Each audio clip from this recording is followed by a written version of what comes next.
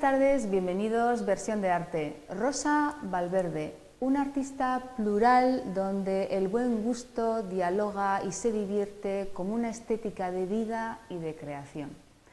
Si tuviéramos que decir de Rosa Valverde un ismo, sería muy valiente de mi parte decir que era anti-kitsch o quizás de esas personas que hacia los años 70 apuesta por la nueva figuración. No olvidemos a Esther Ferrer, a Marta Cárdenas, Elena Sins y Rosa Valverde, esas mujeres que por esos años apuestan por el arte y crean un camino difícil pero con mucho peso y que serán las que iniciarán esta nueva forma de hablar, una estética, una cultura hacia el desplazamiento del hombre creador también. Hoy tengo a tres personas que conocieron muy bien a Rosa Valverde, son tres de sus sobrinas. Vamos a dialogar un poquito con ellas, nos van a hablar de momentos que ellas recuerdan, porque Rosa Valverde desgraciadamente nos dejó en el año 2015. Una exposición también que por ello os proponemos que vengan ustedes a ver en las salas Menchugal de Irún, y durará esta exposición hasta el 4 de junio. Así que ahora vamos a intentar explicar con pinceladas muy específicas y sobre todo no completas, porque es difícil en un programa que dura 20 minutos hablar de esta gran artista que fue y es y será Rosa Valverde. Así que ahora vamos a apartar un poquito carpetas y poco a poco iremos entendiendo a esta artista.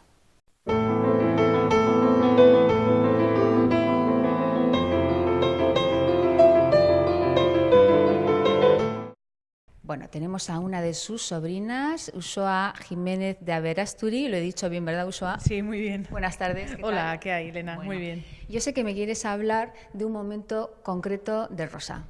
Sí, bueno, un poco referente a estos platos que vemos aquí en la exposición, yo recuerdo cuando era yo pequeña, más joven, más bien sería como 1998 o algo así.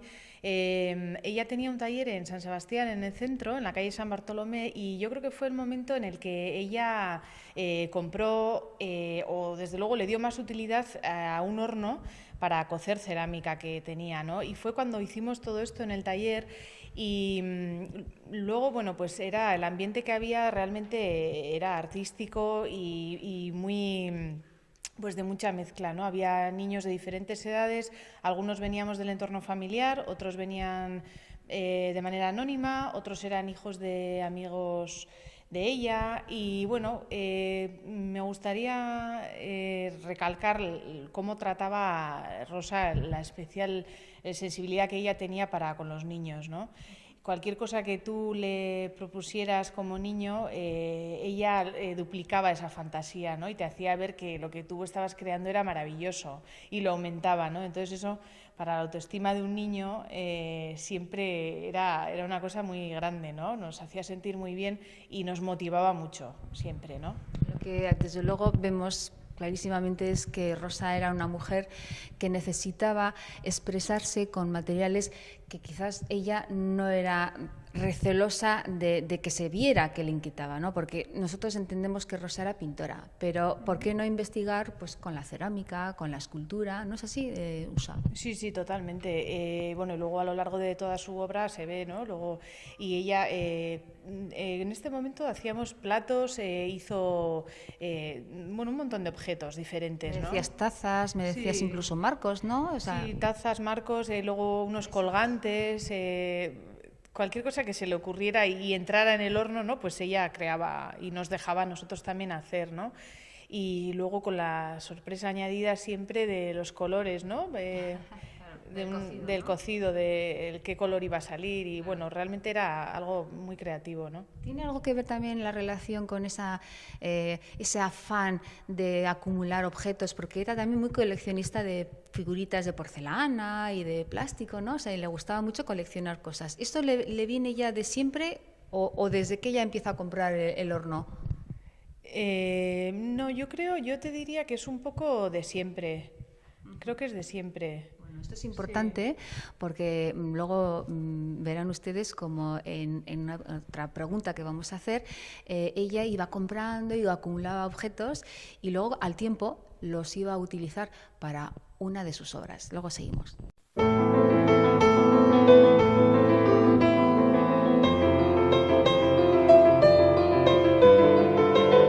Garasi Valverde, otra sobrina de Rosa. Ella nos va a contar, curiosamente, una anécdota, me ha encantado. Cuéntanos, Garasi, buenas tardes. Hola, buenas tardes. Bueno, yo os cuento una anécdota que recuerdo porque fue muchas veces mi tabla de salvación, porque yo estudié Bellas Artes y alguna vez tuve graves problemas cuando nos planteaban algún ejercicio que no sabía ni por dónde cogerlo y, Rosa, por favor, ayúdame. Y enseguida, o sea, de un momento a otro se le ocurría una solución sencilla, o sea, era perfecta y no le había costado nada. O sea, de repente le venían las ideas y siempre acertaba, era una maravilla. ¿Te acuerdas, Garasi, de algún ejemplo? Tú me decías de una asignatura de escultura que os propusieron objet trouvé y algo dadaísta donde teníais que cambiarle un poco la utilidad, ¿no? Descontextualizar algún objeto y además teníamos que meter algo de... No me acuerdo muy bien cómo era el planteamiento, pero el caso es que vio que había un caballete allí delante suyo y dijo, pues ya está. Pintamos el caballete y le damos totalmente otro significado y ya está, o sea, es que era una gozada. Bueno, tú como estudiante de Bellas Artes, ¿recuerdas algún comentario? Porque, a ver, Rosa, todos sabemos que intentó pues entrar en San Fernando, en Madrid, a estudiar Bellas Artes, y el gran Antonio López le dijo, pero, a ver, Rosa, si es que con la imaginación que tienes y con la capacidad tan amplia, yo creo que aquí lo único que vas a conseguir es que esto se acorte, ¿no? Y de alguna manera te borremos esa naturalidad que tienes, ¿no? ¿Tú recuerdas un poco esa etapa que por lo menos porque tú eras muy pequeña, claro, ella era muy joven, tú ni habías nacido? ¿Te acuerdas de algo de ese momento? Yo en concreto no me acuerdo, pero sí sobre todo que era divertido hacer las cosas con ella, te lo pasabas bien y se veía que ella disfrutaba y al final no es casi lo que cuenta y lo que se refleja y lo que podemos disfrutar de su obra.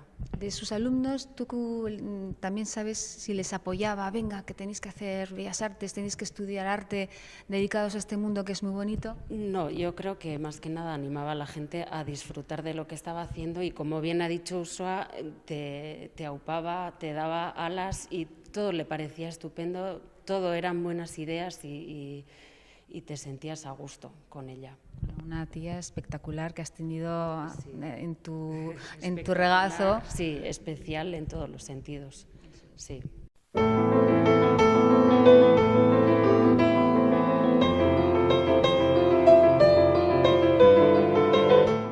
Y con Isabel Sagüés nos va a hablar ella pues de esos objets trouvés que le encantaban a Rosa Valverde y que luego ella utilizaba, pues por ejemplo, con sus potocas o con sus cajas que vamos a ir viendo, pues no de una en una porque hay unas cuantas aquí en la exposición. Isabel, buenas tardes, ¿qué tal estás? Hola, muy bien, ¿y tú? Bueno, cuéntanos eso de los objets trouvés, las cajas, ¿cómo inicia todo esto, Rosa? Sí, en realidad ella era una persona recolectora de cosas, ¿verdad? Tenía su estudio y su casa lleno de cosas que iba colocando en las balditas, todos los objetos que ella encontraba, muchas veces la gente le regalaba, ¿no? Y claro, eso le permitía crear cosas, pues por ejemplo, como esta preciosa potola tan maja, y ahí tenemos el pequeño, el potolito también, ¿no? Yo me acuerdo que ella encargó una esfera de poliespan, ¿no? Media esfera de poliespan y la fue forrando en realidad con cosas que tenía en el estudio, ¿no? Aunque no siempre es así, tan fácil, cosas que tengo aquí. A veces hay una planificación, a veces decía, quiero hacer una cobertura vegetal y voy a buscar el musgo que yo quiero y hasta que no lo encuentre no paro, ¿no? Y así fue forrando esta concretamente. De hecho, perdona Isabel, me decías en una ocasión que hemos estado hablando mucho tú y yo para montar esta exposición, me comentabas que ella insistía, iba por ejemplo a una tienda que se le encaprichaba un torso o una cajita o una jaula, iba a la tienda y lo mismo le decía el de la tienda, ay, pues no sé qué, el precio tal, y ella decía, bueno, pues ya volveré, y así insistía hasta que al final lo conseguía, ¿no? Eso es una cosa que le ocurrió una vez, me acuerdo que nos contó, ¿no? Porque como decía, a veces es la misma forma de crear las cajas, ¿no? Con unos objetos y con otros los pone en relación y surge una relación entre los objetos y ahí surge la poesía, ¿no? Pero como decían, a veces no es tan fluido, a veces está muy pensado y planificado hasta el punto de que era, por ejemplo, quiero hacer una caja con este objeto. Y una vez, concretamente creo que te refieres a esa ocasión, una vez vio una cosa en un escaparate de una tienda antigua, vieja, de Gros, en San Sebastián, y se quedó fascinada con un objeto, una cosa, ¿no?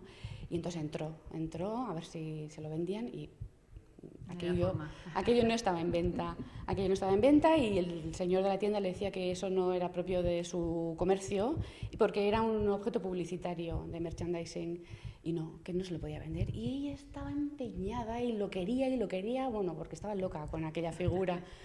Y no había manera. Entonces me acuerdo cómo nos contaba y por supuesto que volvió, insistió, le contó de todo lo que hiciera falta y por supuesto que lo consiguió, claro que sí, y hizo la caja con aquello. Bueno, tú sabrás que cuando empezó con el tema de las cajas, por un poco cerrar un poco el círculo de la creación, de cómo empieza ella con este tema, parece ser que las primeras eran unas jaulas que luego poco a poco fue derivando hacia cajas que ella decía planas porque yo es que soy pintora. Es verdad que al principio hubo una época que hizo unas jaulas, encontró unas jaulas que le encantaron, pequeñitas, me acuerdo, la estructura de madera, y de una manera así muy fácil, como jugando, pues las fue llenando también de sus cosas, que lo de tener cosas ha sido desde siempre, desde siempre, vamos. Y es lo que tú has dicho antes, ¿no? Lo que se dice en francés, l'objet trouvé, ¿no? Es una manera de objetos encontrados, pero es como encontrarle un sentido o una vida, ¿no? A un objeto que él solo puede pasar desapercibido, pero junto con otros pues puede crear todo un universo. Bueno, ese universo que además creo haber entendido, y porque creo que también me lo dijiste tú, muchas de las cajas son homenajes a sobrinos de ella y a gente de la familia. Por ejemplo, esta concretamente es de su nacimiento, ¿no es así? Luego hay otra que es de Valenciaga, en fin, hay muchas cajas que ella hacía expresamente para gente de su familia, ¿no es así, Isabel? Sí, lo que decía, algunas cajas son espontáneas, pero otras son muy planificadas, y sí es verdad que cada niño de la familia, ahora ya los niños pequeños, nuestros hijos, ¿no? Cada niño de la familia tiene su caja, sí, eso es verdad, es una cosa muy bonita. Además, los niños le quieren mucho a esa caja, la adoran. Esta es mi caja, la caja que me hizo Rosa. Lo tienen algo, bueno, y creo que es muy bonito, es algo que ya les queda para siempre, claro. Bueno, sí. Si os parece, vamos a hablar ahora de ciertos puntos más de historia y de la exposición que actualmente podemos visitar y disfrutar en las salas Menchugal.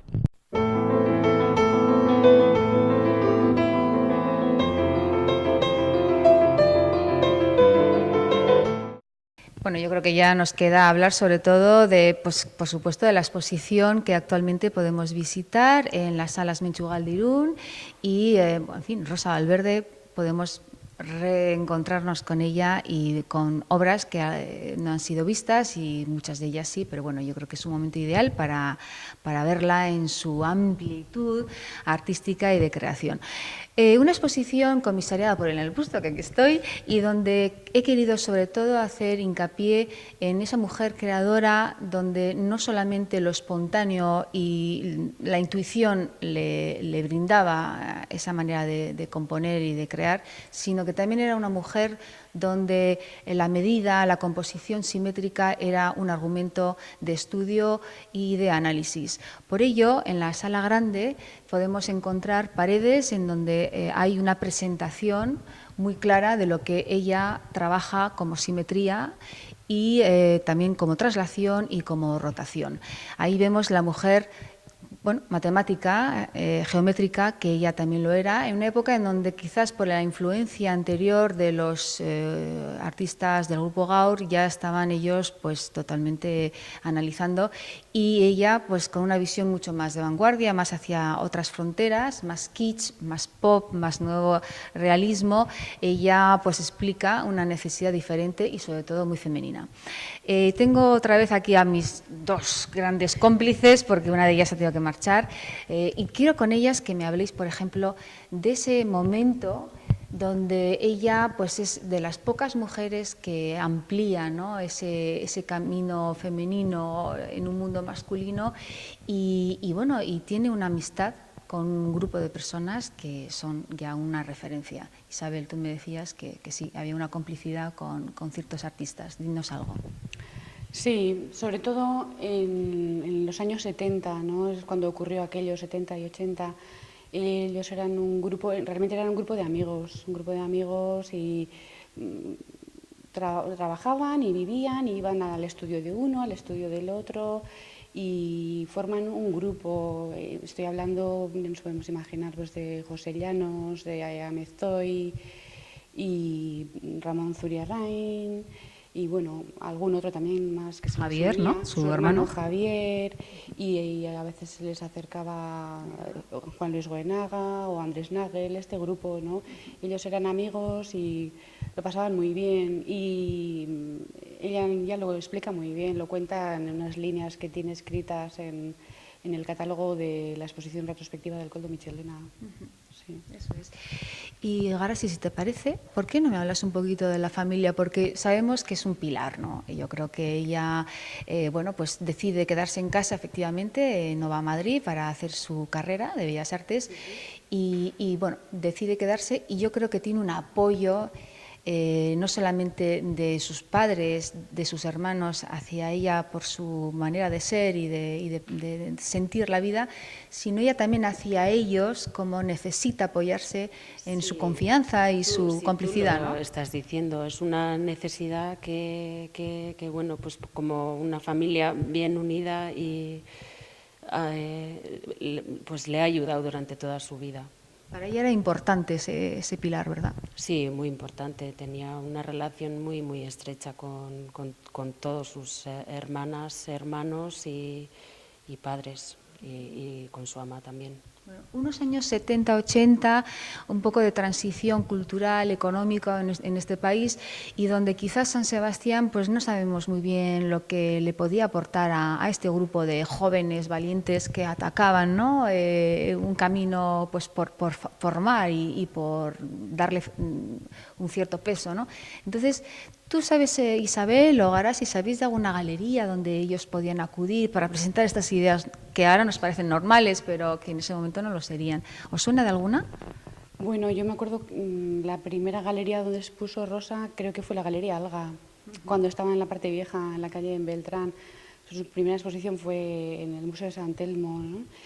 Pero la primera galería fue la Galería Alga, luego solían ir también a la Galería B, creo en la calle Prim. 16. Y después vino la Galería 16. Con Gonzalo. Con el apoyo de Gonzalo Sánchez, claro. Sí, un gran apoyo.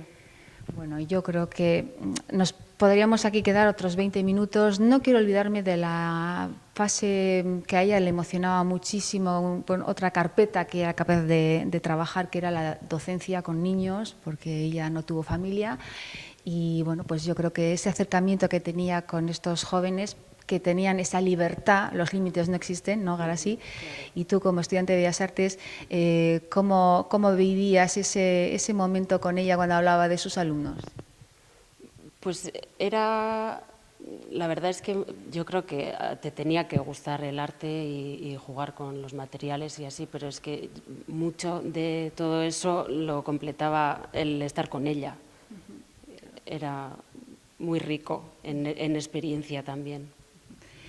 Bueno, tenemos que terminar. Muchísimas gracias a la familia, a todos. Yo creo que hemos intentado explicar de una manera un poquito más completa lo que Rosa ella nos quiso dejar y dar las gracias a todos los que habéis participado en esta posible exposición que hemos hecho de corazón, desde luego, y hemos aprendido mucho de ella y de vosotros también. Así que yo os propongo hasta el 4 de julio que visiten esta exposición fantástica y luego pues darle gracias a Rosa, que aunque no la tengamos físicamente aquí, la tenemos como espíritu y como un alma bello y sobre todo mujer sensible y creadora. Muchísimas gracias.